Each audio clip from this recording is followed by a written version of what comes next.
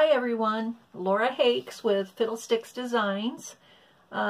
This is part 2 of the Two Bird in a Garden tutorial. This is we're going to go over how to cut the grassy area and how to do the scallop. The way that Maggie notes how to cut the grassy area in her pattern is different than how I'm going to show you. In Maggie's pattern, on the pattern piece that has the tail feather for the bird, she has a diagram of how to cut the grassy section. She does hers in 3 pieces so that you don't have any waste, basically. Her piece that she started with, her piece of fabric, measured 19 inch by 5 inch. So 5 inch from top to bottom, 19 inch from side to side. She cut it at an angle. She cut from the center down on each side, and then she used those pieces, those scrap pieces, and flipped them and stitched them onto the end of the 19-inch piece. We sent you a full-length piece of the army so that you could do it all in one long piece if you chose to do so. If you don't want that and you want to have the more primitive look of the 3 pieces of grass, then just cut them and, cut the 2 ends off and stitch them back on, and that'll give you the same look. So if you want to follow along on that pattern piece where Maggie describes how you did it, how she did it, I'll kind of go back and forth and try to cover both.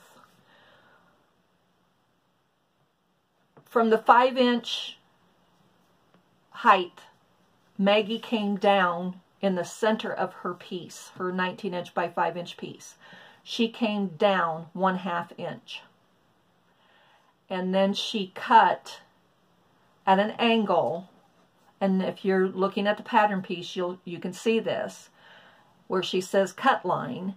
She cut at an angle down to 2.5 inches, or the halfway mark, along the 5-inch edge on both sides. So you will need to mark your 2.5 inch mark on each end of the 19 by 5-inch piece, if that's the way you choose to do it. And then once you cut the angle going down, you'll take the top pieces. She says use as right side, use as left side on the other. You take those and you flip them so that the straight edge is along the bottom of the 19-inch on the right side. The straight edge is on the bottom of the 19-inch on the left side. So at the ends, you should have a 1/2 inch. So you're going to go from the center, the top center will be 4.5 inches. The ends, out to the very ends, will be a 1/2 inch. And then you'll have to stitch those 2 pieces together. Again, I sent you a piece long enough that you do not have to do it that way if you don't want to. What I did was I took a piece that is 5 inch, the same measurement that Maggie gave me, by 37 inch, I believe, possibly 38 inch. I can't remember. Yours is 37 or 38 inches long. I cut that piece and I folded it in half. I'm hoping that you can see this. I folded it in half. Here's my fold. At my fold, I put a pin 1/2 inch down from the top. So that's my 1/2 inch mark that I'm going to start cutting at. Out to the edge, the very edge, I marked a pin. I put a pin to mark. I did a little bit, I think mine's 1.5 inches or an inch, just over an inch, opposed to a 1/2 inch. It's totally up to you. You can go down to the 1/2 inch mark if you want. Mine, I have it a little bit higher, but I will cut below that pin. Then once I was ready to go, well, I'm ready to go, so I'm going to go ahead and cut it. I'm going to start, you can start at either the folded mark or the 2 open ends. I'm going to start there. And I'm starting just below my pin. And I'm going to kind of cut it, not straight, but just kind of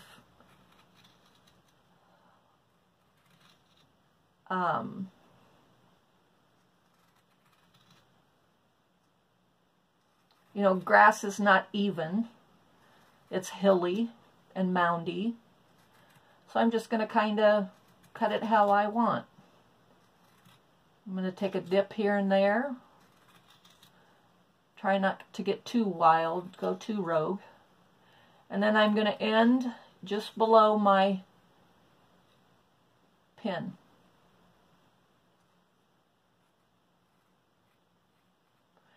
Now when I end, I try to even it out a little bit, so it's not too bad. Then I open it up and I see what I don't, you know, if there's areas I don't like about it, I trim them. So this is a full long piece that goes along, fit all the way on your piece.